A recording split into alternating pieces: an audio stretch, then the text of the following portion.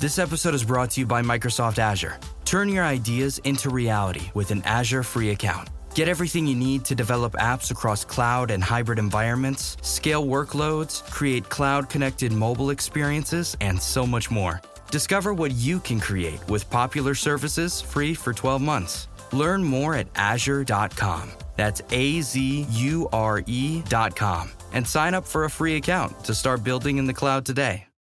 Thanks for choosing this free Anfield Index podcast. If you'd prefer to listen to this or any of our other shows without adverts, then now's the time to check out Anfield Index Pro. With AI Pro, you can supercharge your entire listening experience. You'll not only get all of our podcasts without the ads, but you'll have them far faster with our Quick Publish feature available exclusively for subscribers. AI Pro also puts you in the heart of our sound studio, with an option to listen to many of our shows live and interact with the podcasters in real time as the shows are recording. Upgrading couldn't be easier. AI Pro is available on all popular podcast platforms. Just head on over to AnfieldIndexPro.com and get started today. Hello, welcome to the Daily Red, your lunchtime catch-up on all things Liverpool FC on Friday, September 13th. Unlucky for those who have superstitions, I believe. Anyway, in less than 24 hours as I record, Liverpool will take on Nottingham Forest in the Premier League in Arne Slot's second game at Anfield. 3 wins from 3, no goals conceded. It has all gone swimmingly so far. The first international break is now past, and most of our players are back at 100%. There are, I think, some slight concerns over some of the players that played heavy minute loads as to whether or not it's wise to play them from the start against Forest. There's definitely one significant concern over Alexis McAllister. Not so much an injury as just something that he's working through. It might be wise to give him the rest tomorrow and potentially bring in Curtis Jones, who obviously missed the start of the season, but is now back, is now fully fit, and probably would have started the season in the team if not for injury. Most likely he would have been ahead of Gravenberch if not for the injury. So we'll see. We'll see if Curtis gets to start. Curtis and Gravenberch in midfield should work pretty well. I think this midfield setup will play into a lot of Curtis's strengths. It's always with him, it's decision-making. And if his decision-making is snappy and it's on point, he is absolutely a big positive for us. It's the games where he seems to get a little caught up in his own head that things go less than stellar for him. But I'm looking forward to seeing him play this year. I'm looking forward to seeing him in this midfield and what he looks like. Harvey Elliott is the only player that's currently injured for Liverpool. Now, there's a doubt over whether or not Federico Chiesa is ready to play a big role, because obviously he didn't play in pre-season, so it's been quite a while, May, since he played a game of football. But he's been training regularly and by all accounts looks sharp. So I assume we'll have him off the bench. Like I say, Curtis is back. So the only player who's out is Harvey Elliott. He's the only player we're missing. And as I said the other day, I don't think Harvey would have been playing as much as people expected anyway. So I think we're in good shape. Now, obviously, when we get him back, it's a boost. It's a bonus to have him. He can definitely influence games in multiple different ways, particularly off the bench against tired defences is somewhere we've used Harvey to pretty good success in the past. I'll be curious to see if Tyler Morton gets much involvement over the next couple of weeks. I'm hopeful that he does. I'm hopeful that we get to see him play and just see what his fit is like in this team. I don't think he's ever going to become a regular force or anything like that. He's certainly not going to become a starter, I don't think. But for now, while we are one short in midfield, I'd like to see Morton get some opportunities. I wouldn't be surprised if he gets opportunities that we expected would go to Endo. Now, I will say I was very, very pleased with what I heard out of Endo during the international break. He was asked about the limited role he's had with us so far, and he just made it clear that the manager was making decisions and it was up to him to earn his place. And I think if more players had that sort of mindset where you've got to fight and earn every single minute on the pitch, I think everybody would be a lot better off. So we're playing Forest tomorrow.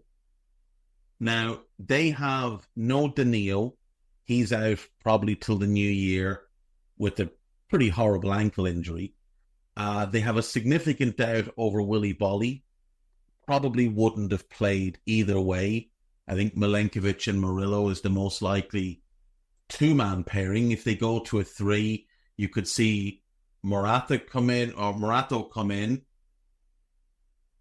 He would play on the left, probably Murillo in the middle, or Murillo on the left and him in the middle, Milenkovic on the right, or you could see Omabamidele come in, play on the right with Milenkovic in the middle and Murillo on the left. So they have options. I think a back three suits Nico Williams more. I think it suits Alex Moreno more. You know, they're more wing backs than wingers. Neither of them are particularly good defensively. So it might suit them to play a back three. At Anfield, tighter pitch, you can condense space a bit more. If they have no Danilo, I would expect that they'd probably go Ryan Yates in midfield. But again, they do have some options. It could be Dominguez comes in, who's a really good player. I don't think he'll start Elliot Anderson at Anfield in a 2. If they go to a 3, then it's more possible. But if they go to a 3, they have to leave out one of their attackers unless they want to play Gibbs White. Well, they have to leave out an attacker either way, but they might play Gibbs White as like a false 9 or play him in behind the 2 wingers who won't hold the central positions but will start wide and try and burst into central pockets. It's a good Forest squad. Like, myself and Carl went through it on Scouted yesterday, and when you start to really look at who they have, there's really good players in that squad. Now, the goalkeeping situation is not particularly good. Sells is average, and I just don't know anything about this Carlos Miguel fella. Like, he's played so little in his career at a level where it would have been possible for me or you to watch him regularly. 25 games for Corinthians, spread over 3 seasons. 2 games, 9 games, 14 games. He's played 34 games in his career. 8 of them were in Brazilian Serie D. And he's 25 years of age. He'll turn 26 next month. So he hasn't been Corinthians number 1. You could make a case that he was getting more games this year, but at the same time, I'm just not sure how good he is. So that's an issue. But defensively, I think they've got a really good crop. Like, you look at Morata, Murillo, Nico Williams, Omabamidele, Alex Moreno, and Milenkovic and Ola Aina. That's a strong group. They've also got Willy Bolly, they've got Harry Defolo, Eric da Silva Moreira is a young fellow they bought in the summer, and they've got young Zach Abbott, who's an academy centre-back. That's a strong group of defenders. Like, you can put together a good 3 or a good 4 with that group. When everybody's fit, they've got a good midfield group. Sangaré, Anderson, Gibbs White, Dominguez, James Ward-Prowse is there on loan, Ryan Yates, and Danilo. That's a really good group of midfielders. And then the attack, they've got good wide players, Elanga and Hudson-Odoi, plus Jota Silva, Ramon Sosa, and Emmanuel Dennis. But the strikers are just average, Chris Wood and Awoniyi. Now, they're big and powerful and awkward to play against, and they will get you some goals, just I don't think not enough goals. But overall, it's a strong squad.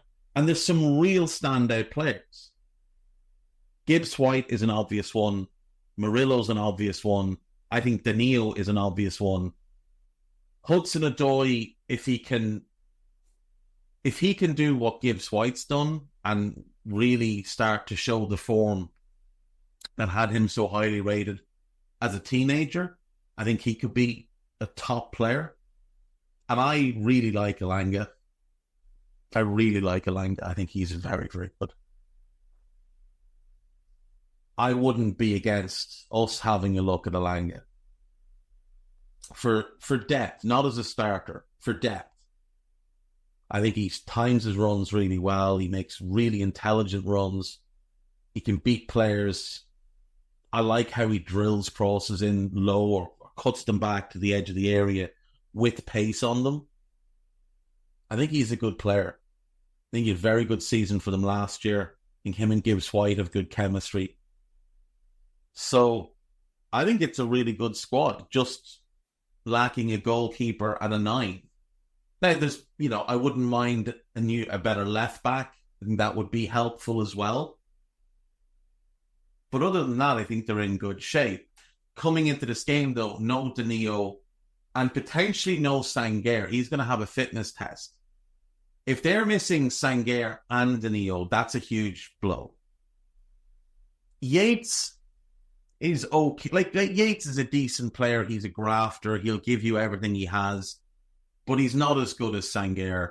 Dominguez is good. He's a good player. He's not as good as Danilo, but he is a good player. But if they have to come in with a midfield that hasn't played together yet this season, well, maybe they did in the Cup, I didn't watch, but that's an issue for them in midfield. But they're going to provide a test. They are going to provide a test. And I think if they did have a fully fit team, if Danilo was fit and Sangaré was fit, I actually think potentially in the midfield area would be the toughest test we've had this season. Not necessarily in terms of individual quality, but in terms of collective strength. Like, Bruno's a better player than Gibbs-White, but I would rather have Gibbs-White in my team because I think he offers more in a wider variety of ways. I also think he's better off the ball. I'd rather have Sangaré than what's left of Casemiro. And to be fair, I'd rather have Danilo than Kobbie Mainoo at this point in Mainoo's career. But I think their skill sets match really well as well as a trio. I don't think that's the case with the United 3. Brentford's 3 they mesh really well, but there's a limit on what they're capable of. And Ipswich's midfield was largely a League One midfield when we played them. So you don't take much from that. I think this potentially could have been the toughest test we'd face in midfield. But Danilo's out and Sangaré might miss out. So this is a rare example of injuries actually working in our favour. Last season we saw this with Arsenal all season long. They would get ready to play a team and then one of that team's key players would be missing, either through an injury or a suspension or whatever. All season last year, every time you were looking at an Arsenal game, the other team was missing somebody important, somebody vital, one of their best players, while Arsenal just had their best team available all the time. Not so much now. Palafiore's a doubt, Odegaard's injured, Moreno's injured, Rice is suspended. Tough times for Arsenal. Potentially we see an early season wobble here from them. They already dropped points at home to Brighton. This weekend they're taking on Spurs in the North London derby, which I think is going to be a very, very tough game. And then the following week, after a trip to Atalanta, they go to Manchester to take on City. So there's a possibility that Arsenal could lose the next 3 games. No Odegaard means much less creativity. Rice misses the Spurs game. He will be back for the other 2. But their best creative passer is now gone. And while Saka is an outstanding player, he can't do what Odegaard can do. He doesn't have that understanding of timing. He doesn't have that weight of ball yet. Moreno would have helped. He's a very good passer of the ball, but he's out as well. This could be tough for Arsenal for the next couple of weeks. And wouldn't it be wonderful to watch them lose to Spurs, lose in Atalanta, or in Bergamo, I should say, and then lose in Manchester to City? Wouldn't it be wonderful? While we beat Forest, beat Milan, and then beat Bournemouth. Wouldn't that be great? Wouldn't that just be magnificent? We'd be a whole bunch ultimately meaningless to be so many points ahead in September. But it'd be fun. It'd be fun to mock them, make them cry. They like to cry. Arsenal fans are great criers. They're having a big cry the other day that the Premier League is making them wear their away kit for the derby. I mean, it's a whole big conspiracy against them. They're not being allowed to wear their home kit. For an away game, they're being made wear their away kit. Like, who ever heard of such a thing? Absolutely tremendous gang of lads. Let's have a look then at what's going on the main Liverpool website. So, this is Anfield have up an expected lineup. Let's have a look and see. There's a piece on Federico Chiesa, why he was signed and where he fits in. There's a piece on John Heitinga and how he is complementing Arne Slot's Liverpool staff. There is a piece on the 25-26 kits. So footy headlines, who I'm not sure whether or not they're I'm not sure whether or not they are reliable or not. This article suggests that they are. Has said that they've got leaks of the kits and what they could look like. There's also a chap who apparently is a kit expert who has indicated it's going to be the trefoil logo, the classic Adidas logo. The away kit then, potential to be off-white. And we'll see a return to the classic crest. Okay.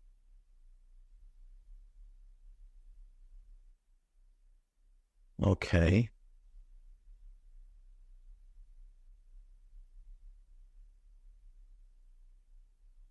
And then there's a concept kit down here, which, to be fair, looks pretty good. Does look pretty good. I'm excited for the Adidas stuff. I really am, because I just think the Nike stuff ultimately was a bit of a disappointment. The kits were okay. And look, I'm an old man. I'm not going to buy a football kit, but I think it's good to have excitement around many different things to do with the club. And kits is something that an awful lot of people do care about. And you've got a lot of people out there who collect these kits and they'll buy it every year with no intention on wearing it. It's just part of a collection that they're building. And for them to be enthused by it, for younger fans to be enthused by it, for the next generation of fans to be enthused by the new kit, I think is good. Builds positive energy. Builds positive energy around the place. And, you know, maybe then when the club let us down on something trivial, as they have, you know, many times. They've let us down on big things, but there's trivial things they let us down on as well from time to time. And maybe people won't have meltdowns over those trivial things. Right. What is the expected team here from This Is Anfield? So they've gone with the same team that played the last 3 games, which I can definitely see happening. Not sure why it's laid out here in a 4-3-3, given it's very clearly a 4-2-3-1, but for some reason they've put it in a 4-3-3. Really not sure why. Right, let's see. There's a whole bunch of other stuff there on This Is Anfield, so check all of that out when you get a chance. Have a quick look at Liverpool.com and see what the latest from them is. Mo's agent has set the proverbial cat among the pigeons, as he is wont to do, with a tweet basically saying that journalists have no idea what they're talking about, and anybody saying they've got sources close to Mo are just, they're lying in their, what do you call them? He said they were click whoring, which is just brilliant. Absolutely brilliant. But then what makes this tweet, what's absolutely the key factor in this tweet, is that the first reply I saw was from Indy Kayla, agreeing with him and saying that people are out there making things up for clicks, which is just brilliant. Absolute. Indy is the master of Twitter. The absolute master. So Rami's tweet, FYI, all those journalists who imply having inside information about Mohammed's future are making claims posts based on absolutely nothing. Just click whoring. Sources close to Mohammed don't exist. This post is really just to let you know what they don't know. And the first reply, 100% bang on. We all know which clowns you're talking about. Indy Kayla, you are a hero. An absolute hero. Tremendous stuff. So Arna was asked about what Rami said, and he just said no comment. Arne Slot explains why he can keep subbing Trent. I assume it's just a fitness thing. I'm not going to dig too deeply into it. Piece about Chiesa, piece about Heitinga caught on camera mocking Everton. Geez, I'm liking him more and more. Sven-Göran Eriksson given fitting Liverpool send-off at funeral for former England boss. Yeah. I'm going to miss Sven. He's an absolute legend of the game. Piece about Gravenberch, piece about Kelleher, piece about McAllister, a piece about Dua Lipa, who's going to play at Anfield next year. Obviously, the Taylor Swift gigs this year were an enormous success, so this makes sense. Let's see what Dave's got up on his site. How to buy the new Adidas and Jurgen Klopp range. AC Milan reportedly having issues ahead of Liverpool fixture. I think they're having issues selling the tickets. Nico Williams' agent explains Barcelona snub. There's a Pep Guardiola has basically come out and said he needs to watch more of Liverpool under Arne Slot before he can kind of give an opinion or have a real game plan to prepare for us. Liverpool interested in 180 million transfer. Liverpool are reportedly intensifying its pursuit of a high-profile target whose transfer fee could set a record. Premier League giants are exploring the possibility of acquiring a player valued at an eye-watering 180 million. The player's exceptional skills and potential have caught the eye of clubs across Europe, and the player in question is Jamal Musiala. Now, the primary, well, obviously, look, there's two primary reasons we would have interest in Jamal Musiala. One, he is an outrageous talent, like a spectacular talent. Number two, he's in a contract in 2026. And if he doesn't sign an extension with Bayern, then he's going to be potentially available next summer. And as a player that can play off the left, off the right, as the 10, I think he would make a lot of sense for pretty much every club to have interest in. His agency is not one that we have an existing relationship with, but they are a pretty big agency, and we do tend to deal with them quite well because we're willing to pay significant agent fees. Max Bayer is another one of their clients, and he's a player that we've apparently inquired about in the past. So it may well be that we have spoken to this agency before. They also represent Luka Netz, who we've inquired about before. So we wouldn't be complete strangers with them, but we don't have that existing sort of, relationship of standing players. But yeah, I mean, look, if it's possible to get a player of this quality, then you absolutely do it, and you do it regardless of what the cost might be. At his age, with his potential, he's ridiculously good. Let's see, AnfieldIndex.com then. Jan Molby has said the silence is deafening with regards to Mo's contract situation and Virgil's contract situation and Trent's contract situation. But I think that silence is on purpose. I think the club want this to be done behind the scenes with no involvement from anybody outside. There's a piece about Arne Slot wanting Musiala. There is a piece about Jan talking about Harvey Elliott and him missing games. Real Sociedad and there's more about Zubimendi.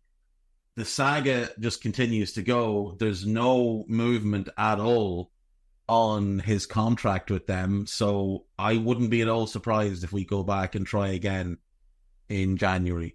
Wouldn't be at all surprised if that's what we do. Jan has also spoken about international football and how it's declined massively, and he is absolutely correct. And then podcast-wise, obviously there is a scouted up for Forest, which I mentioned yesterday. There's also that new Molby on the spot with Trev and Jan, so give that one a listen. It's always good. There is the Arne Slot press conference, so I was very confused before the last game. So we're actually putting up the press conference, the audio of the press conference, so you can listen to it through Anfield Index. And then Dave Davis does his press conference review, so you can listen to that as well. There's the David Lynch podcast, which is now up, and there is the new Rival Recon. And Lee Clark of the Red Side of the Trent podcast, huge Forest fan, joins Harry this week. So give all of that a listen, and I will see you all on Monday. Dave Davis will be here over the weekend. I believe it'll be a short pod with him tomorrow, and then his bigger kind of review of the game will be Sunday. I'm almost certain that's what he's doing, but you'll have to listen and find out, won't you? We hope you enjoyed listening to this Anfield Index show. Please be sure to subscribe to our channel so future podcasts find their way to your device automatically. There's nothing quite like fan engagement, and we'd love to know what you think of anything discussed on this show. The best way to get in touch is over on our free Discord community, where both podcasters and listeners debate the hottest LFC topics 24/7. Sign up free now at AnfieldIndex.com/Discord. You won't regret it. You can also follow us on Twitter at Anfield Index and find us on Facebook by searching for Anfield Index. Oh, and before you go, we'd love it if you could leave us a 5-star review on your favourite podcast app. It only takes a couple of seconds, and it means the world to the people who create these free shows.